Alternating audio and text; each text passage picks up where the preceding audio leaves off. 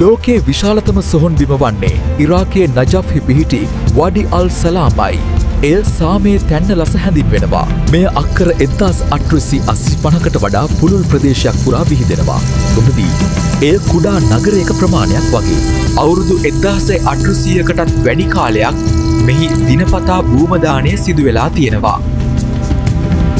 මේ වන විට මිලියන 60කටත් වඩා මල සිරුරු මෙහි භූමදානය වී තිබෙනවා.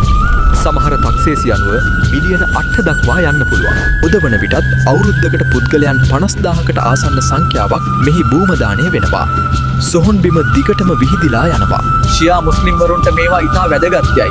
ඔම්මලීගේ ශුද්ධ ස්ථානයේ අසල තිබෙන නිසා ලෝකයේ බොහෝ දෙනෙක් මෙහි භූමදානය වෙන්න කැමැත්තෙන් මෙය මියගිය අයගේ නගරයක් වගේ පෙනෙනවා. සාමයේ තැන්නක්. මෙය සාමය, ඉතිහාසය සහ ආගමික වැදගත්කමේ සංකේතක්.